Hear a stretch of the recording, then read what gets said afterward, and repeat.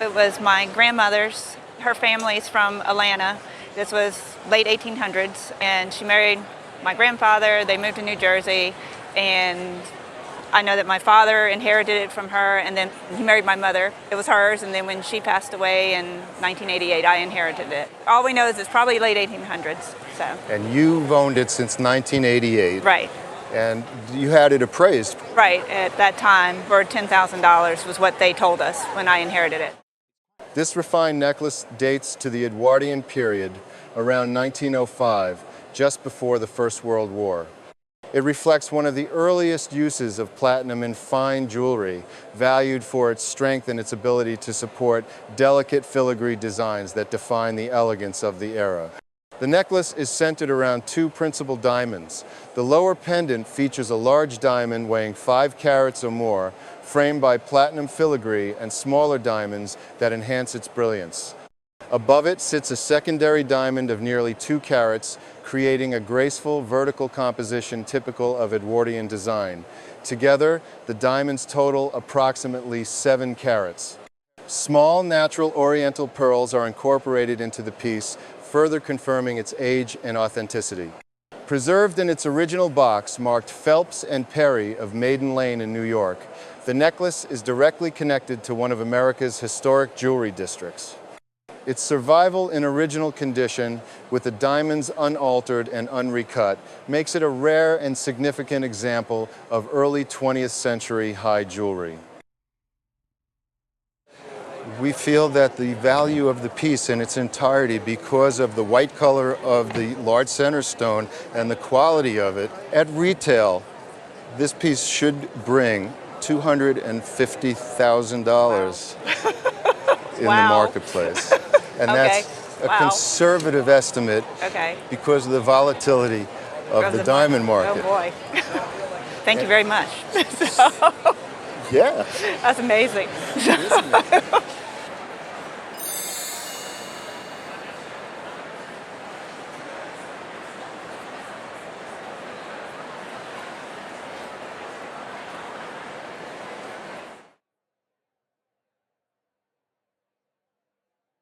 It was my husband's grandmother's, and we always believed it to be from Tiffany's. And when she passed away at the age of 102, 10 years ago, we inherited this piece.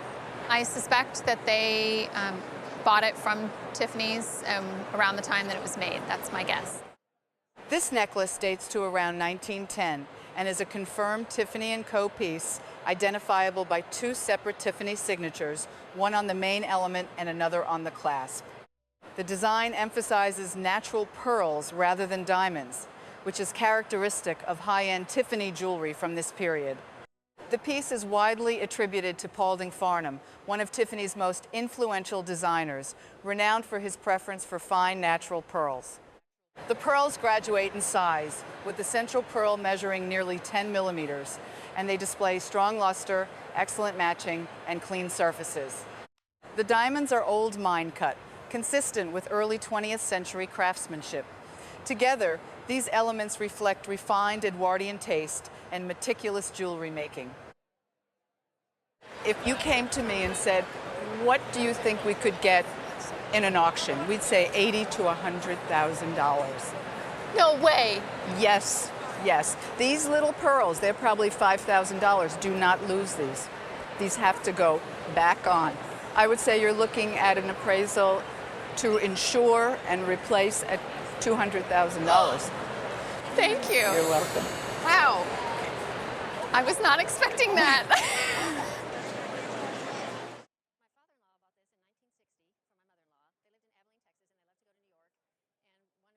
My father-in-law bought this in 1960 for my mother-in-law. They lived in Abilene, Texas, and they loved to go to New York. And one of their trips up there, they went into Van Cleef and Arpels, and my father-in-law, I believe, sort of sketched out what sort of a necklace he was interested in, and so they made the necklace and mailed it to them. It was commissioned from Van Cleef and Arpels in New York in 1960, and the original receipt dated September 9th clearly documents the transaction. Having the stock number, certificate, and period photograph allows me to confidently place this piece as a custom creation rather than a standard production item. The pendant centers on a diamond weighing 3.91 carats, as stated on the receipt.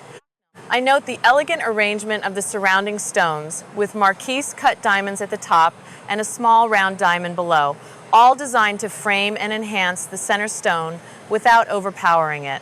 The original chain was platinum, which was later replaced with white gold for practical wear, though the survival of the original chain is important from an appraisal standpoint.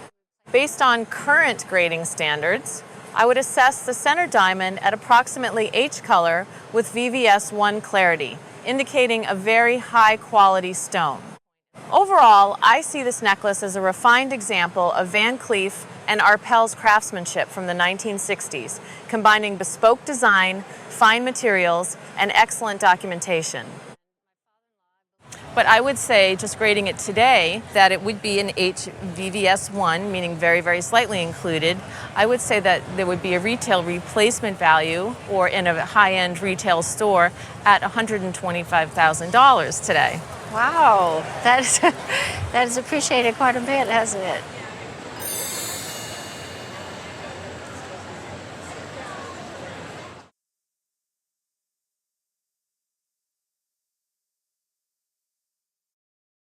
It was made by Marcus & Company in New York. I know that it has a lot of lovely cabochon emeralds mixed with tiny pearls and a lot of small diamonds in work, such as here, and then some bigger pearls. When I examined this necklace, I can tell you right away that it was made by Marcus & Company in New York, and it dates to roughly 1905 to 1910. What you have here is an early sautoir composed of cabochon emerald beads, natural pearls in graduated sizes, and small diamonds used sparingly as accents. This is an early phase of Herman Marcus's work before he became widely known for his later Art Nouveau pieces with plique, azure enamel, which makes examples like this much harder to find. As I look closely, the emerald beads stand out for their quality and are consistent with Colombian material. The pearls show excellent luster and clean skins, which tells me they are natural. The diamonds are modest in size, but they are placed thoughtfully to enhance the overall design rather than dominate it. Taken as a whole, this is a refined and rare early work by Marcus & Company, and one of the stronger examples I have seen from this period. You could easily expect to pay around $120,000 for this necklace. Wow. It's one of the best examples I've seen of his work. It's absolutely superb. Oh my gosh. What did you say? How much? Around $120,000. Well, I had no idea. You're very lucky, and I hope you keep it and enjoy it. Thank you. Really beautiful. I may have to start wearing it. You might, yeah. I hope so.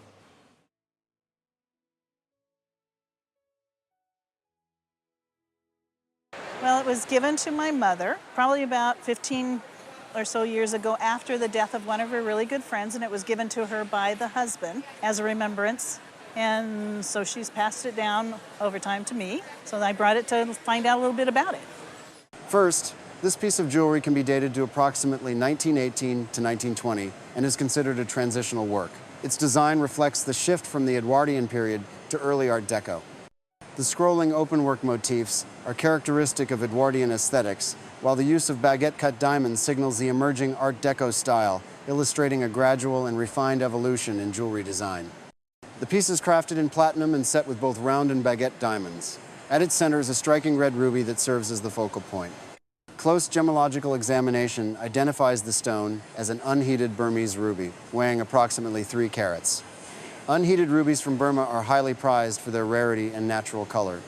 Although the piece bears no maker's marks or hallmarks, the level of craftsmanship suggests it was produced by a skilled, high-quality manufacturer, most likely operating in New York during the early 20th century. It is a really fine piece of jewelry. I would say more likely than not, it probably was made in New York by one of the better wholesale manufacturers, and then it was probably retailed by another firm as well. In the marketplace today, at auction, this item would carry a pre-sale estimate of between $80,000 and $100,000. Very nice.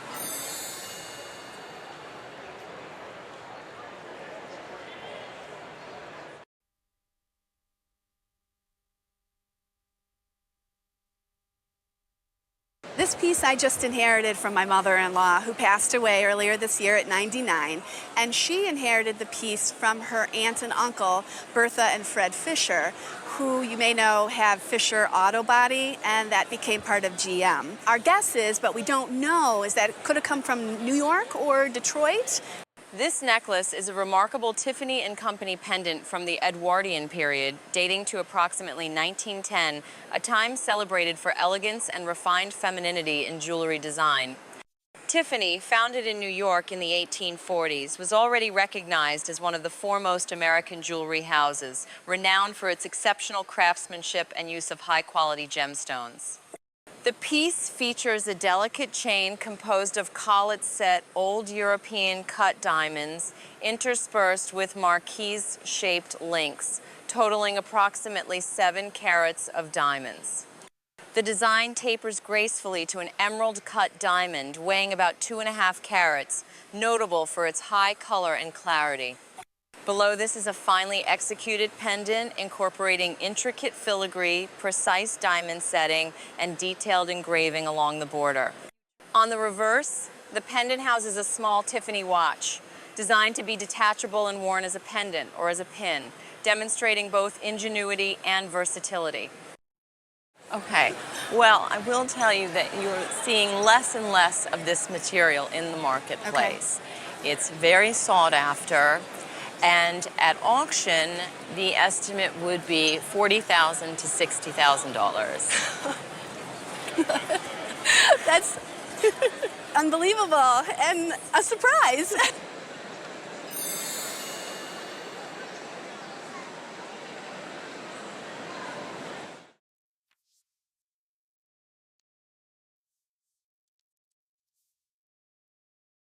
I got that in about, I would say in the late 70s or early 80s. And I got it at Robinson's department store in their estate sale department. Actually, my husband brought it home and surprised me. It was a gift from your husband? It was a gift. How much did he pay for it? It was a little over $3,000 with tax. Aha. And it was a lot of money to us. This piece is a handmade jewelry work by Tiffany & Company, dating to the 1910s. Although it bears the signature Tiffany & Company, the quality of craftsmanship strongly indicates the hand of Louis Comfort Tiffany, whose jewelry was signed under the firm's name after 1907. This places the piece firmly within his mature creative period. The design features 2 black opals, both identified as patchwork opals, known for their complex mosaic of color. The larger opal shows slight crazing, while the smaller stone remains in excellent condition. Both display strong play of color, with prominent flashes of red, one of the most desirable characteristics in opal gemstones. Black opals are considerably rarer and more valuable than white opals, making them especially prized in early 20th century fine jewelry. Overall, the restrained design and exceptional craftsmanship reflect Louis Comfort Tiffany's belief in letting rare gemstones speak for themselves. The result is an elegant and highly collectible piece that stands as a refined example of early 20th century American art jewelry. No, I'm not kidding you. Say that again. Between $70,000 and $90,000 average retail. It's a spectacular piece of jewelry by Louis Comfort Tiffany. Thank you so much for making my day. Well, thank you for making my day. Oh, that's wonderful.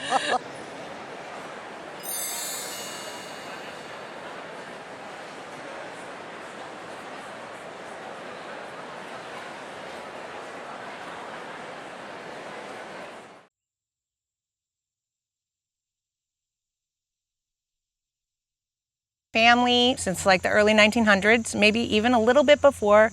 My father's great-great aunt, so my great-great-great aunt, they were wealthy. They had an import-export business of bananas. She loved to shop, so she was dear friends with Mrs. Statler of the hotel fame, and they would just go shopping all the time. Unfortunately, when she passed away in the early 70s, I think it was 1970 or maybe 71, my father wanted to buy it from the estate for $20,000, and his mom had said, don't buy it.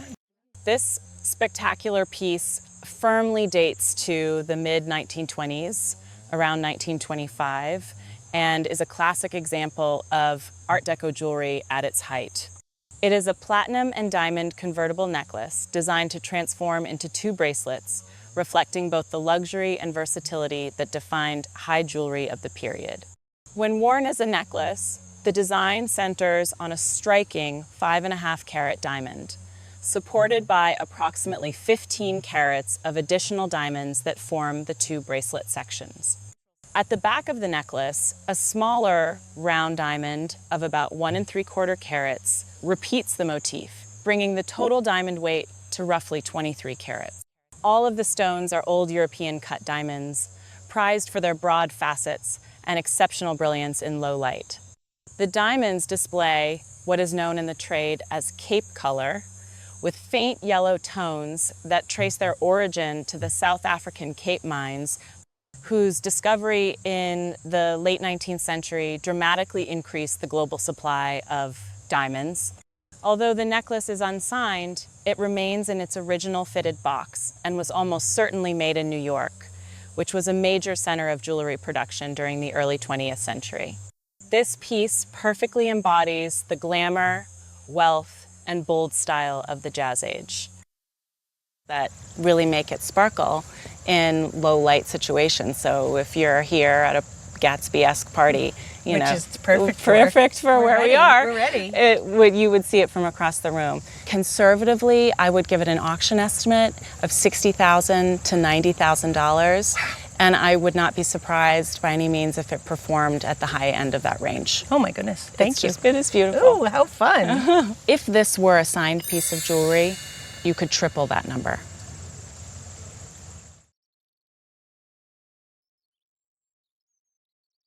It was my mother's. My father gave it to her for their 60th wedding anniversary in 2013. And she passed away in 2020, and I got it. Do you remember her wearing it? I do remember her wearing it. Back when you could get dressed up and go out to society things and stuff. But she wore it a lot and she loved it. And she was very proud of it. Crafted in platinum, the piece centers on a pendant that was originally designed to hang from a long sautoir chain, likely measuring 30 to 36 inches, allowing it to move fluidly with the wearer. The chain was later shortened to a contemporary 18-inch length, while the pendant itself remains intact. The focal point is a large, old European cut diamond weighing close to 1.8 carats, supported by 2 additional diamonds of approximately 1.25 carats each. Surrounding these are roughly 60 smaller diamonds, bringing the total diamond weight to about 6 carats. Calibrated French-cut sapphires provide subtle blue accents, a hallmark of the Art Deco style. Signed Adler, the necklace demonstrates exceptional workmanship, especially on the reverse, where open work, piercing, and fine engraving reveal the considerable time and skill devoted to its construction. I would think a retail price on this today would probably be somewhere around $75,000 to $85,000. Wow. Yeah. That's good. It's good. Yay. Would it be better if I had the rest of the chain? If it was 36 inches long, it could have retailed all in for $100,000. Wow. It does make a I difference. wonder who that fool is that cut it off. It was not my mother.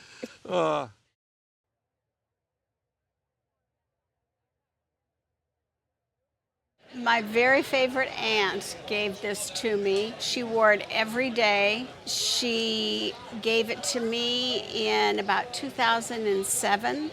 Growing up, I heard that her married lover gave it to her. This necklace is a signed Cartier work, identifiable by the stamped clasp and serial number, with its authorship further supported by materials and craftsmanship consistent with the firm's standards. The overall design aligns with Cartier's Art Deco production of the early 1920s, yet several components are demonstrably earlier. The jadeite pendant, jade beads, and tourmaline are believed to date to the 19th century, reflecting Cartier's practice of incorporating antique Asian elements into later Western settings. The jadeite is of Burmese origin and was likely carved in the China-Burma region. It is almost certainly untreated, meaning it has not been enhanced with polymers or dyes, a key indicator of high quality. Seed pearls, traditionally associated with Chinese court jewellery, reinforce the Asian influence, while the tourmaline is of exceptional quality and appears to be set in platinum with diamonds. Although the jadeite shows minor white inclusions that slightly affect value, the necklace remains a rare and refined example of Cartier's fusion of Asian materials with European Art Deco design. The tourmaline is wonderful quality, likely platinum, set with diamonds. There's a consensus that in a retail setting, it would be $50,000. Really? Amazing. For an insurance value, $75,000. Speechless, just speechless.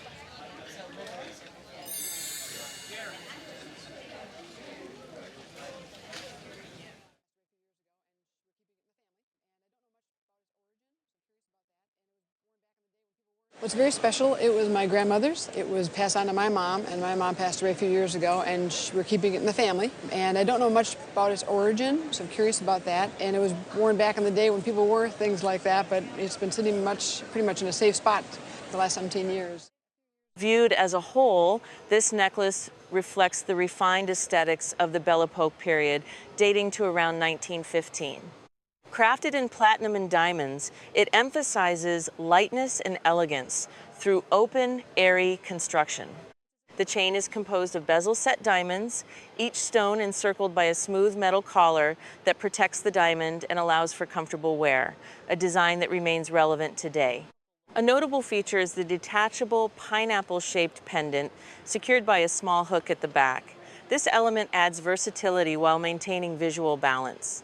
The diamonds shimmer fluidly when worn, with an estimated total weight of approximately 12 carats. Entirely handmade, the delicate platinum wirework is characteristic of the period. Although unmarked, the style strongly suggests American manufacture, likely from one of the major early 20th century centers of platinum jewelry production. Well, I would say today, the insurance replacement value of something like this would be anywhere between $50,000 and $70,000. Really? Wow. I wasn't going to say wow. Wow. Holy Toledo. My grandmother loved diamonds, and my grandfather thought they were a good investment. Well, I guess mean, he was right. If you wait 100 years, they could be a good investment. Almost, it's been 102 probably, right? You made my day. You made ours, so thank you.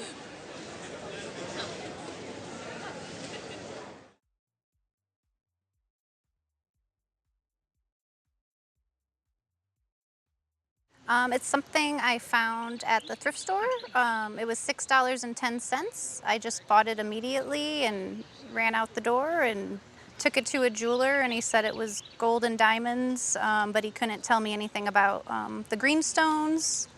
And then I took it to someone else. They told me they were emeralds, and that's about as far as I got. Okay. This jewel is a late 19th century necklace, stylistically rooted in the Victorian period and dating to around 1895. It is set with tumbled Colombian emeralds, stones chosen not for faceting but for their natural form, visible inclusions, and rich green color. The diamonds are table cut, a characteristic feature of 19th century jewelry, and the overall surface is engraved with an Indian Mughal-inspired decorative motif, reflecting the era's fascination with exotic design. A key indicator of its origin is the owl import mark, a French assay stamp used for pieces made for the French market from the late 19th century onward. The safety chain, executed in a fox chain style, appears to be a later addition, more modern than the necklace itself. in a retail setting at an antique store, this piece would probably range from $50,000 to $60,000. Great. That's excellent. After a while, it does get a little heavy on the neck, but I'm gonna wear it anyway. That's good. You should enjoy it.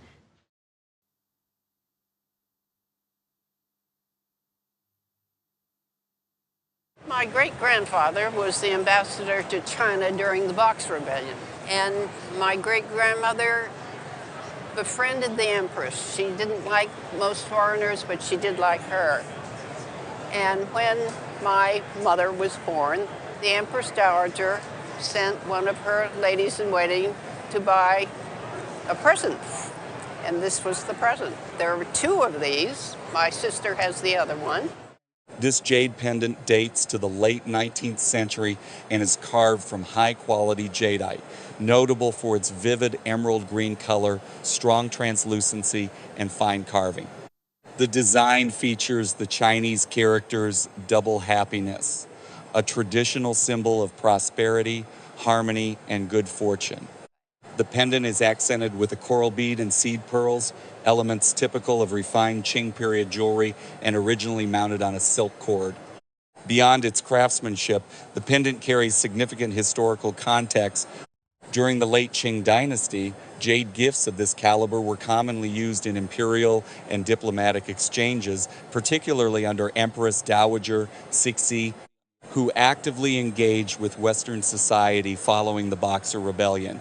Such objects reflected both cultural sophistication and political intent.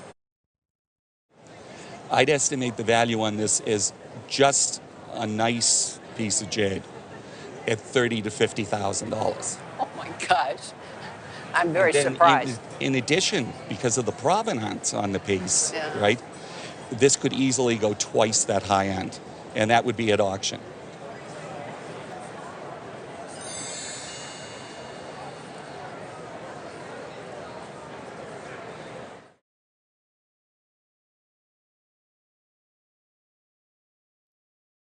I got this from a Russian dealer. My grandfather used to give my grandmother a lot of jewelry. And then all the jewelry went to her youngest daughter. She sold it so she could buy an airplane for her husband who do nothing. So I'm starting to start a collection to revive what my grandfather have started with my grandmother. The original purchase of the item. Yeah. Was by you or by your mom? By my mom. By your mom. Yeah, so I really don't know how much she paid for it. Looking at the design of the necklace, it is confirmed to date to the Edwardian period, specifically between 1901 and 1914. Jewelry from this era is known for its refined elegance, light structure, and emphasis on craftsmanship rather than heavy metal settings, reflecting a philosophy in which balance and delicacy were paramount. The focal point of the necklace is a striking pink topaz weighing approximately 14 carats, a size considered exceptional for this gemstone. Gemological examination confirms both the identity and weight of the stone. This particular variety of pink topaz is sometimes referred to as cyclamen topaz, valued for its deep, rich, pink coloration, which represents one of the most desirable color ranges for topaz. Surrounding the central stone are old mine cut diamonds, while the remainder of the necklace incorporates a mix of old mine and rose cut diamonds. These diamonds are arranged in clustered stations that enhance visual harmony rather than sheer brilliance. Natural pearls are delicately wired throughout the design, adding softness and movement to the piece. An inscription reading BBB appears on the reverse, identifying the maker as Bailey, Banks and Biddle. Established in Philadelphia in 1832, the firm was one of the most respected American jewelry houses of its time, renowned for refined design and high-quality workmanship consistent with the finest Edwardian pieces. What's it worth? What would it go for at auction today? I have no idea. No, you had a previous appraisal. 10,000. 10,000. But they don't tell whether it is BB or whatever. They just say pink topaz, about 10,000. So I would say to you that at auction today, a piece like this would be $30,000 to $50,000. I see. Fantastic.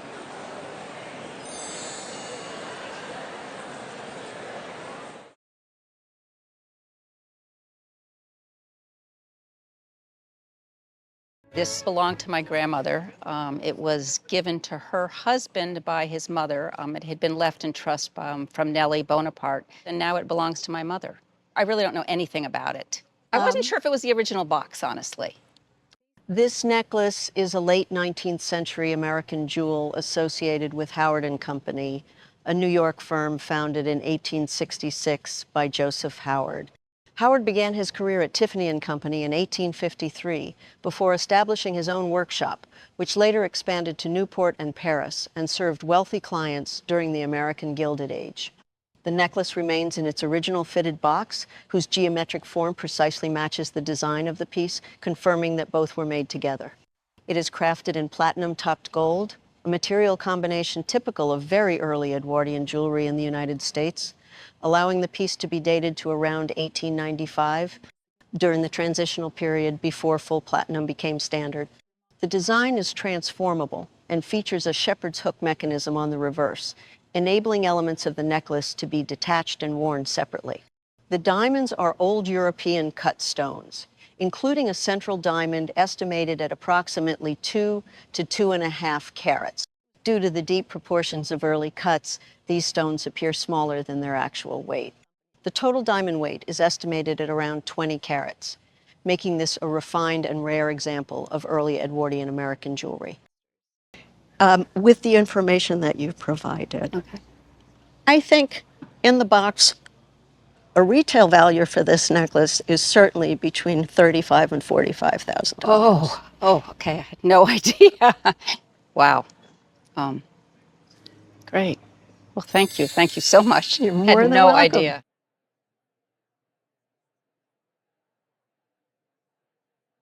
Well, as far as I know, it was given to my great-grandmother by my great-grandfather in Washington, D.C. Subsequently, when she died in 1968, it passed to my grandfather, and he obviously gave it to my grandmother. And when she died in 2001, it was given to me.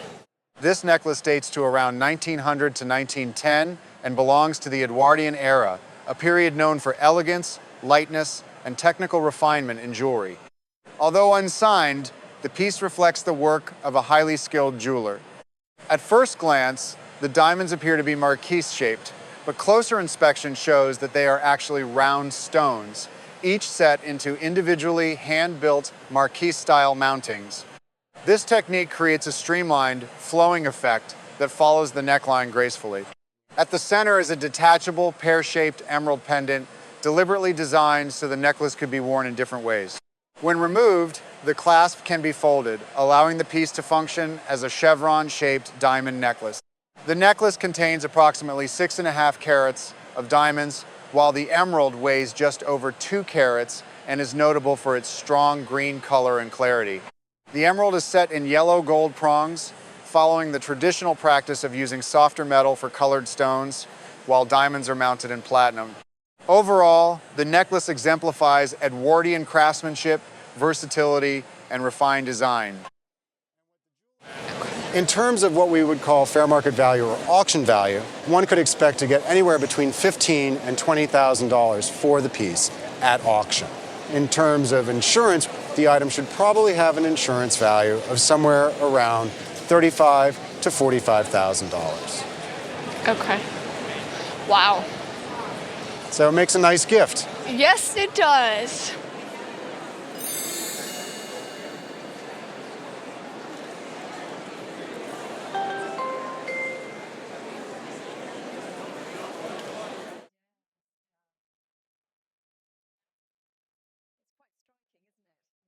This necklace belonged to my great-grandmother, and she lived from about 1864 to 1926. And I believe at the time they were quite wealthy.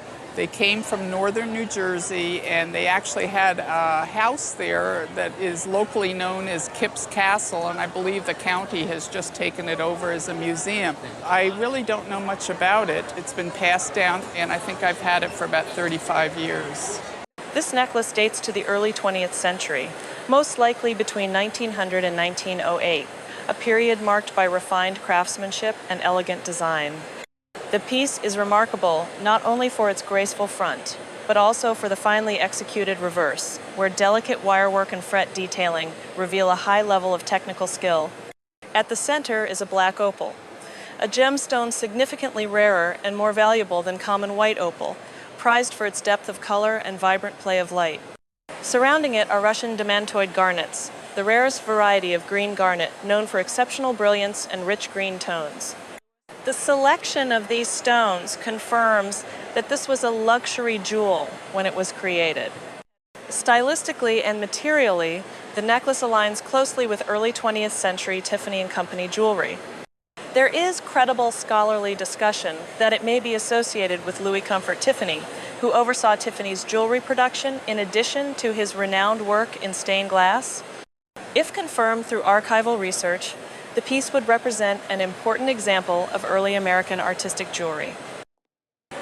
And with his name attached, the auction estimate on a piece like this can go as high as $30,000 to $40,000. Oh. I can't believe this. No, we have not found his initials on the reverse.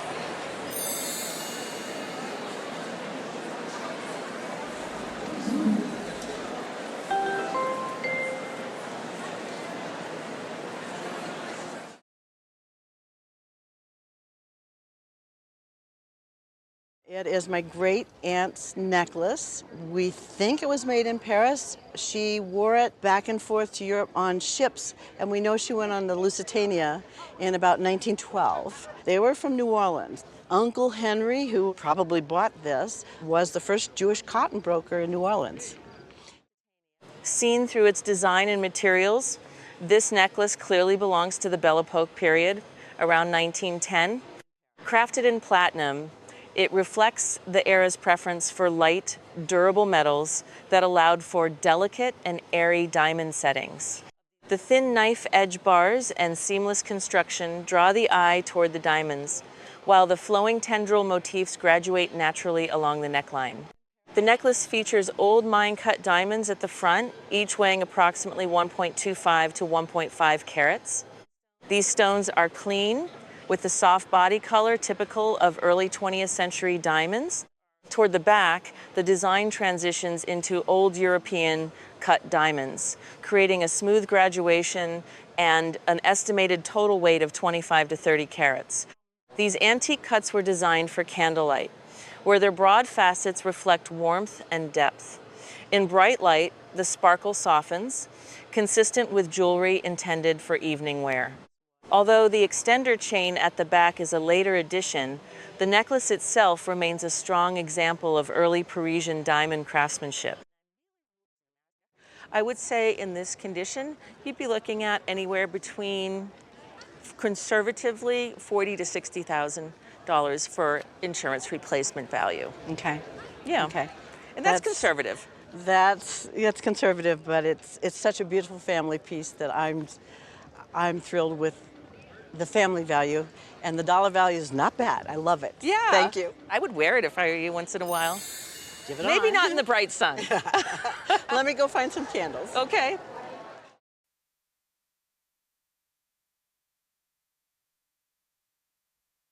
My great-grandfather and great-grandmother got married, and they went on their honeymoon to New York.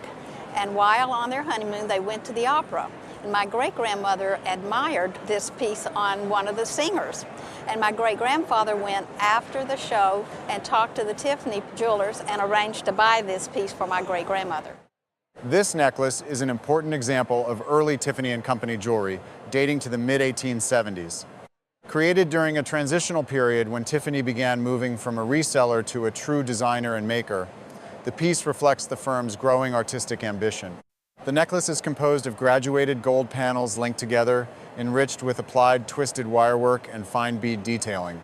Its design clearly aligns with the archaeological revival style that was popular in the 1870s, inspired by ancient Italian and European jewelry. Tiffany was strongly influenced by these trends, especially after exhibiting at the 1876 Centennial Exposition in Philadelphia, where similar works were widely shown.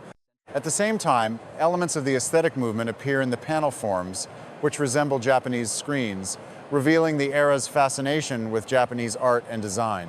Alternating panels are subtly patinated to enhance depth and contrast, while the reverse shows evidence of careful construction, including a hook that likely once held a locket. Signed by Tiffany & Company and typically made in 18-karat gold, the necklace stands as a refined and historically significant work, representing one of the earliest phases of Tiffany's original jewelry production.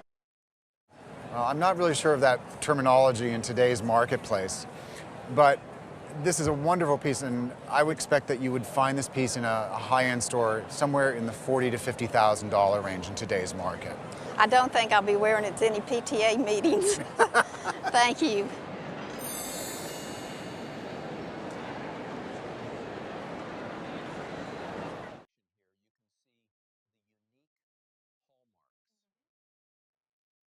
It belonged to my great-great-grandmother. She was born in 1835. Do you know anything about it at all? I really don't know anything about it other than what's engraved on it. This necklace is an exceptionally rare example of late 19th century American artistic jewelry created by Louis Comfort Tiffany for Tiffany & Company in New York around 1876. The date engraved on the clasp confirms its production during a formative period when Tiffany was expanding beyond retail into original design, drawing inspiration from global artistic movements. What distinguishes this piece is its pronounced Japanese influence, a style that entered Western decorative arts after the opening of Japan in the mid-19th century.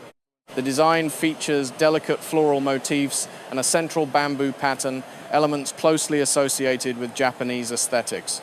While Japanisme appeared across European and American jewelry between roughly 1867 and 1917, Tiffany examples incorporating this influence are notably scarce. Crafted in 18-karat yellow gold combined with platinum, the necklace demonstrates refined workmanship and remains in remarkable condition, with no visible wear.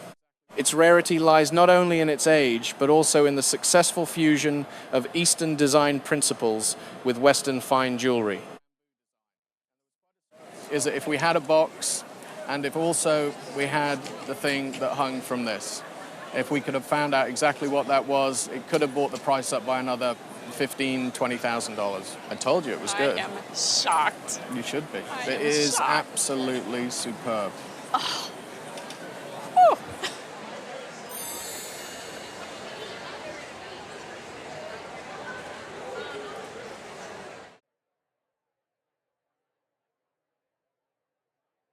My mother-in-law was an antique jewelry dealer. She collected these, and my husband has gifted them to me over the years. And what do you need to know about them? I mean, she was in the business, you must know so much. Actually, not much. I know she loved Art Nouveau or Art Deco. I really don't know the difference. I don't know what these pieces are, where they were made. The objects discussed are classic examples of Art Nouveau jewelry, a style that flourished roughly between 1890 and 1910, before the rise of Art Deco after the First World War. The first piece is an American Art Nouveau jewel made by Marcus & Company, a prominent New York jeweler who worked contemporaneously with Tiffany and was renowned for opals, enamel, and sculptural gold work. This piece combines an opal, diamonds, and rich enamel, and is designed with a discreet mechanical fitting that allows it to be worn either as a pendant or converted into a brooch. The opal is softly colored rather than highly iridescent, harmonizing with the flowing enamel and the undulating gold settings that echo natural forms, a hallmark of the Art Nouveau aesthetic. The second piece represents French Art Nouveau. It is heavier in construction, with finely chased gold, natural pearls, diamond accents, and its original chain intact. Close inspection reveals French hallmarks and a maker's mark reading G and Frère, hidden and difficult to see, as was typical of French jewelry of this period. Both works emphasize organic lines, refined craftsmanship, and the integration of structure and decoration, illustrating the distinct yet related American and French interpretations of Art Nouveau jewelry. The French piece, I'm going to say $12,000 to $18,000. If you had to insure it, you're looking at least $20,000 to $25,000. Very difficult to find them complete with the chain, with the markings. You have great examples of American Art Nouveau and French Art Nouveau jewelry. You're very, very lucky. Wonderful.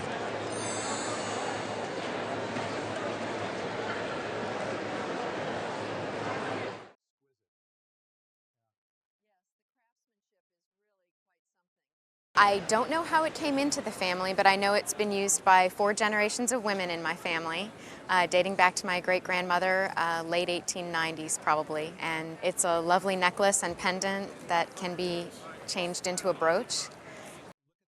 Now, let us begin by talking about the pendant first. When I look at this pendant, the most obvious feature is the presence of 2 large old mine-cut diamonds, each weighing about 1 carat. Surrounding them is roughly another 2 carats of smaller diamonds, all set in platinum, which immediately points to an early 20th century date. The workmanship is entirely handmade, and the quality is unmistakably high. As we turn the pendant over, something very important appears.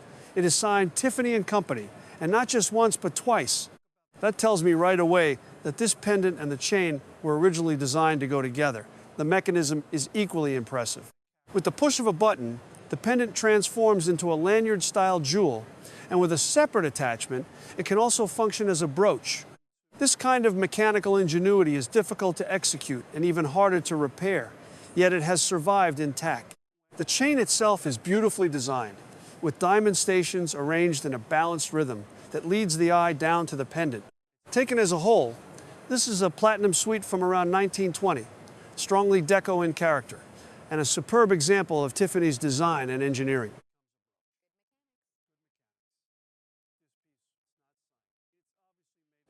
This piece is not signed. It's obviously made by a good jeweler, but everything wasn't signed. Right. So now we come to the price. For the whole suite, including the other pendant, at auction, this would bring $30,000 to $40,000. Wow. Yeah.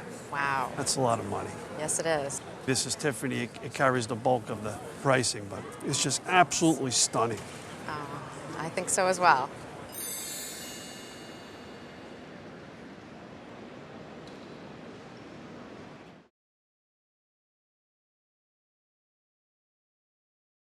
I have my grandmother's Buccellati necklace that she left to me 20 years ago. She had told me about it for years. It was her favorite possession that she owned. And she was a very stylish lady, and she was very proud of this necklace.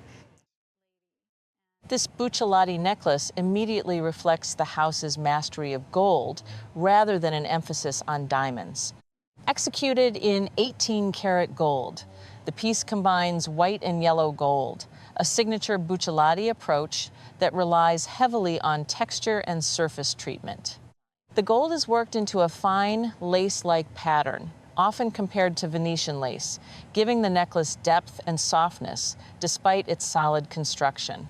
Diamonds are used sparingly, totaling approximately 4 carats, and function as subtle accents rather than focal points.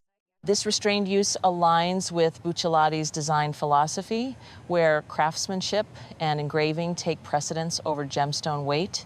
The diamonds themselves were integrated seamlessly into the design, maintaining visual balance. The piece is notably versatile, engineered to convert between a necklace, a brooch, and even a solitaire configuration. The removable pin and the carefully matched clasp demonstrate thoughtful design and technical precision. Signed by Gian Maria Buccellati, who led the firm after 1966. The necklace exemplifies his preference for elegance, texture, and refined goldwork. Overall, it stands as a strong and authentic example of Buccellati's enduring Italian craftsmanship. Okay. As an insurance value, I would say you're looking at $30,000. No. Yes. I just got the chills. Yeah, that I would much? say so, yes. Wow. Thank you so much. My pleasure. I think this is the best day of Stella's dead life. Aww. I think May she rest in peace. This was her favorite show. Aww. And I think she's just, she could only be here and see this. I think She's somewhere watching. she's Yeah. watching. Yeah, I'm sure she is. Yeah.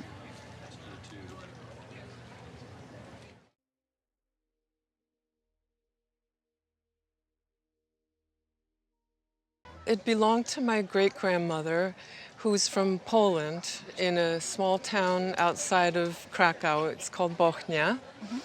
And she passed it down to her daughter, my grandmother, and then my grandmother passed it to her daughter, and then my aunt passed it to me when I was much younger. I want to say I was in my mid-20s. Okay. Oh, great. Yeah, Okay. yeah. Dating to around 1905, this necklace represents an early and elegant use of platinum in fine jewelry. At that time, platinum was newly adopted by jewelers who valued its strength, allowing them to create light, intricate designs using minimal metal.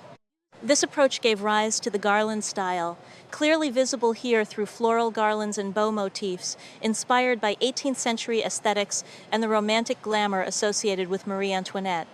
The white metal and diamond setting reflect the fashion of the era when women favored pale colors, white silk, and lace, complemented by diamonds and pearls. The necklace is set with a mix of old European cut and single-cut diamonds, totaling approximately 6 carats, giving it both visual presence and refinement. The construction of the back reveals that the piece was originally designed to be worn in 2 ways. Hooks allow the chain to be removed, and a central gold fitting indicates where a screw-in brooch attachment once existed.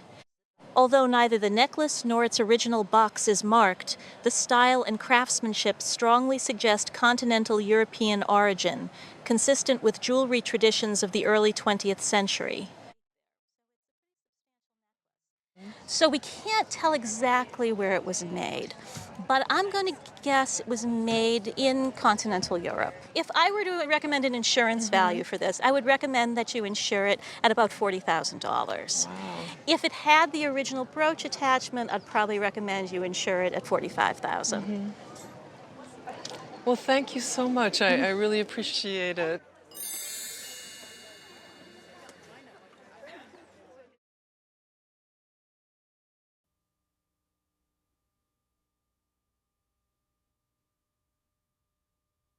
This was gifted to me by a woman that was in my church. She became very ill and had no family or anything, and we sort of took her into our family and took care of her, and she insisted that I take this piece as a gift. It's from the William Becker family.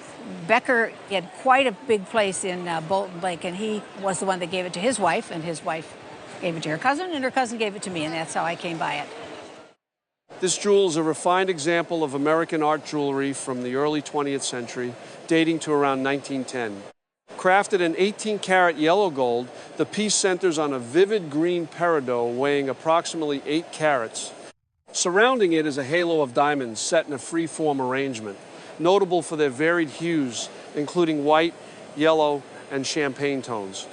Rather than strict symmetry, the design emphasizes gentle movement with gold flowing organically around the stones. The reverse is as carefully finished as the front, featuring intricate hand-wrought wirework similar to canatil, a labor-intensive technique associated with high-quality jewelry of the late 19th and early 20th centuries. The handmade chain further supports an early date of manufacture. A small tag marked Tiffany & Company, New York, suggests retail origin, and stylistic analysis points to a possible attribution to Louis Comfort Tiffany during a period when his work was sold through Tiffany & Company. While attribution requires archival confirmation, the craftsmanship, materials, and design place this piece firmly among significant American decorative jewels of its era with strong artistic and historical value. There are great places to get things like this authenticated. Tiffany & Company has great archives, but sitting here right now, attributing this to Louis Comfort Tiffany, retailed by Tiffany & Company in New York, I would say that this would auction for $20,000 to $30,000. Holy moly, I don't believe it. Oh my gosh.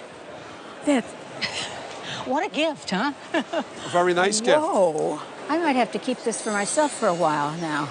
Yeah, and wear it again. You need to start wearing it.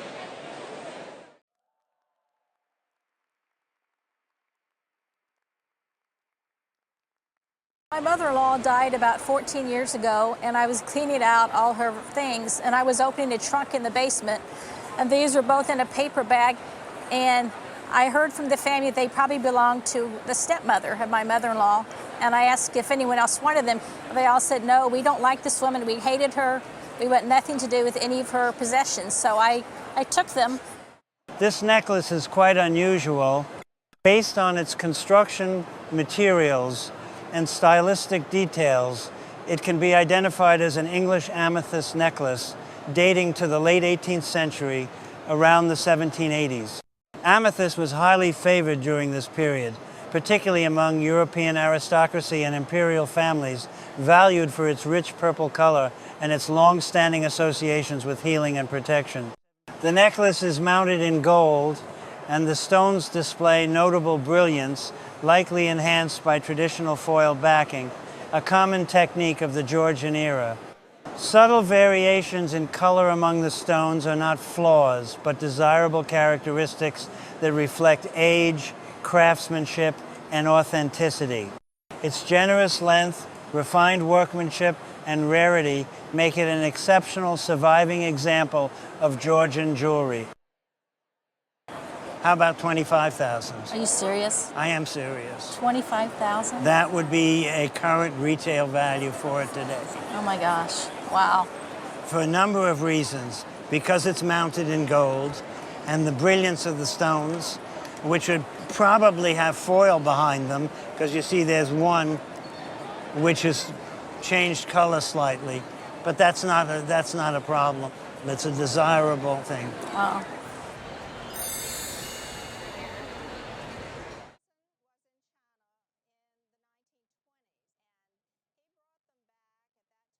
My cousin was in China in the 1920s, and he brought them back at that time and gave them to my grandmother, who in turn left them to me.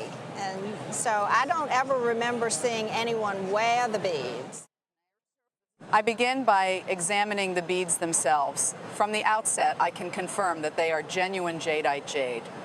I assess them the way we always do, by backlighting the strand to check translucency, and these beads allow light to pass through quite well, which is an important positive factor. They are small, measuring about 4 millimeters in diameter, and while larger beads are generally more valuable, size alone does not define quality. As I look closer, I see natural veining and internal fissures.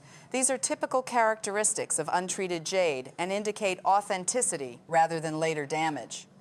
The color is not the deep emerald green associated with the highest grade jade, but it has a pleasing, even tone. When I turn my attention to the clasp, I find it clearly marked Tiffany & Company. This tells me the jade was likely restrung for the Western market, a common practice in the early 20th century when jade entered Europe and America. Now, do you have any idea what these... I really have no idea. I'm going to say $25,000 to $35,000. Oh my goodness, how wonderful. That is wonderful. So are you happy? Yes. I think you should wear them. Oh, you do? I absolutely think you should. I'd be a nervous wreck now to wear them. I absolutely think these should be worn every single day.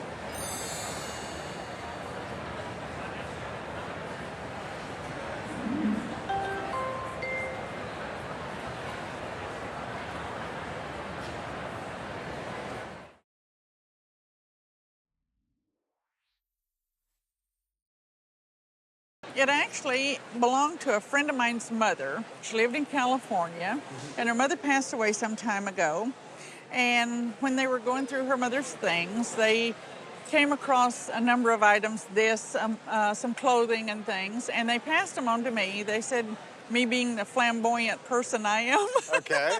that possibly I might enjoy it, and I just love it. I don't know anything about it other than it was given to my friend's mother by her next door neighbor many, many, many years ago. This necklace originates from India and is best identified as Mughal-style jewelry, reflecting the artistic traditions associated with the Mughal Empire.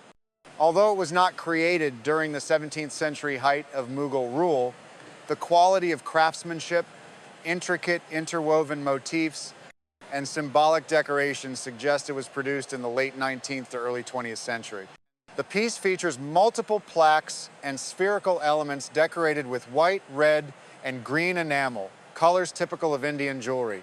Natural pearls, likely sourced from the Indian Ocean, are incorporated throughout, reinforcing both its authenticity and regional origin. Symbolic imagery plays an important role, most notably tiger motifs and pendants shaped like tiger claws, which in Mughal jewelry represent protection and strength. A distinctive feature of this necklace is its reversible design. One side emphasizes enamel work and sculptural form, while the opposite side is set with a variety of gemstones including ruby, topaz, sapphire, emerald, diamond, cat's eye, and coral.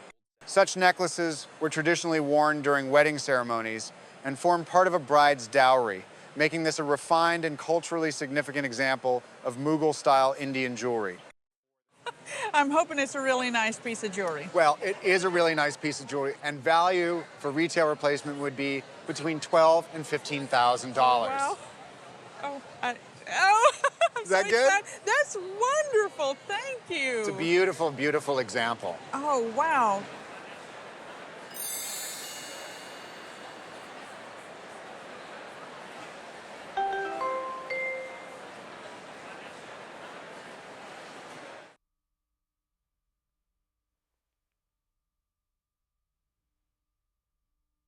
My daughter was born 25 years ago, and I was working a very difficult job at that time that was 60 to 80 hours a week. Quit the job, went to another job, and this was my gift to myself at that time. What do we know about this? Well, I had a paper that came along with this, and I was going to bring it today, but was unable to locate it. When examined more closely, in terms of style and technique, the necklace reveals an origin different from the initially suggested date of 1905. Although it is indeed Italian and crafted in 18-karat gold, several key details indicate a later period of production. Most notably, the diamonds are brilliant cut, a style that was not developed until around 1919, which immediately rules out an early 20th century origin. In addition, the overall form of the necklace, including its flexible links and the way diamonds are set continuously toward the clasp, reflects design principles more consistent with the mid-20th century. Based on these characteristics, the piece was most likely made in Italy between 1960 and 1965. It features high-quality Persian turquoise, regarded as the finest variety, combined with a substantial number of diamonds that contribute to both brilliance and wearability. It might sell for something approaching what you paid for it in a retail shop. At top retail, this might sell somewhere for around $15,000. The good news, it's totally gorgeous, and we love it. I like it. You win some, you lose some, I guess.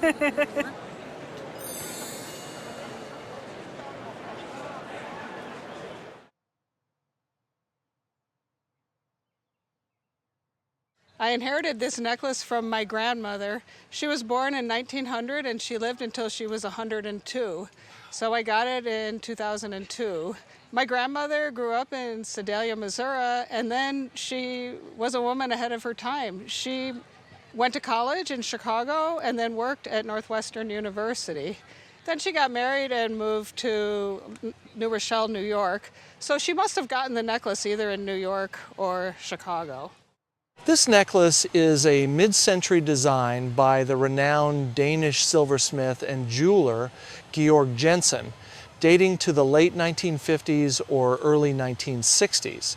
Jensen began his career in Copenhagen, where he became celebrated for jewelry inspired by natural forms, often incorporating organic motifs such as flowers and animals. Although Georg Jensen passed away in 1935, his company continued to produce jewelry based on his design philosophy, and his name remained a hallmark of quality and artistic craftsmanship.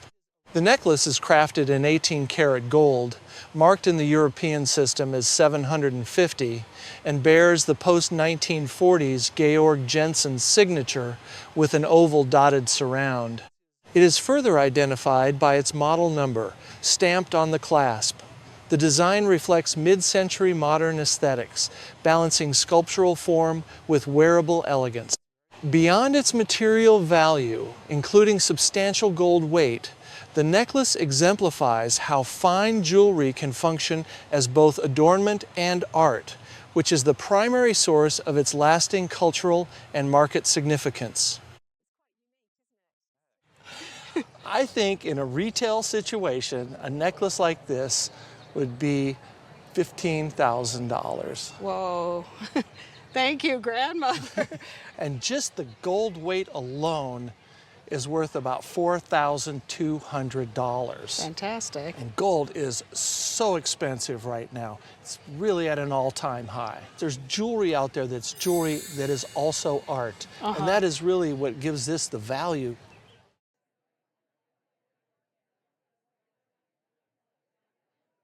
My grandfather was the owner of a jewelry store in Fort Worth, and he did loans and sales of everything in the world. And evidently he bought this from someone, gave it to my mother. He had 4 daughters, and she lucked out and got this, and she gave it to me. I don't know much about it, no signature that I could find. This necklace originates from the American Art Nouveau period, dating to around 1910, at the very end of that movement. It was likely acquired through a jewelry store operating in Fort Worth from the late 19th century into the 1940s, a time when such shops commonly dealt in a wide range of goods through loans and sales. Although the piece bears no maker's signature, its style and craftsmanship clearly place it within the Art Nouveau tradition. Crafted in yellow gold, the necklace features freshwater pearls, small diamond accents, and a central motif executed in pliqué azure enamel. This technique, whose name means letting in daylight, allows light to pass through the translucent enamel without a backing, illuminating the profile of a woman, a classic subject in Art Nouveau jewelry. The piece remains in excellent condition and reflects the era's emphasis on flowing lines, natural forms, and refined decorative detail. You should wear it. He's so funny. Well, he has very good taste, I would say. Today, at auction, I would expect it to bring somewhere between $4,000 and $6,000. Wow, that's a lot for a necklace that sits in a box. I think I'll start wearing it. I think you should. Yeah.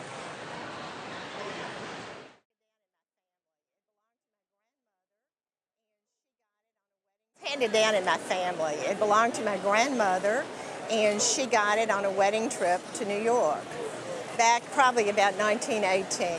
And then my mother got it. When my mother died, I received it. What have you found out about it? I've gone to some jewelers, and they say, oh, it's pretty, but we don't know anything. And what do you think it is? Honestly, I don't know. Do you think it's real? I don't know. I mean, it could be a piece of glass. I think it's pretty, and I just like the design. And you know what? You're on the right track. It is a piece of glass. It's frosted glass. This piece of jewelry is a rare example of early 20th century French artistic jewelry dating to around 1918. At first glance, it appears to be made simply of frosted glass. Yet its refinement and execution place it far above ordinary costume jewelry. The discovery of the signature G. Fouquet identifies it as the work of Georges Fouquet, a leading figure of a celebrated French jewelry house founded in the 19th century by his father, Alphonse Fouquet. The design aligns closely with the modern aesthetic developed by Jean Fouquet, Georges' son, who favored bold shapes, broad flat surfaces, and unconventional materials. In this work, artistic expression takes precedence over intrinsic material value. The glass is subtly accented with a few small diamonds, while the metal, likely white gold rather than platinum, serves to support the overall composition rather than dominate it. Originally conceived as a long necklace in keeping with contemporary fashion, the piece was later shortened, with part of its length adapted into earrings. Despite the modest value of the raw materials, the strength of the design and the rarity of the maker established this object as a significant work of French decorative art. So, the earrings are really not worth much, but if we add up the glass and the few diamonds, doesn't amount to much. But this is where design is everything. So, I'm going to say conservatively $10,000 to $15,000. Oh my gracious. Yeah. So what do you think? A nice piece of glass, huh? Oh, it is a nice piece of glass.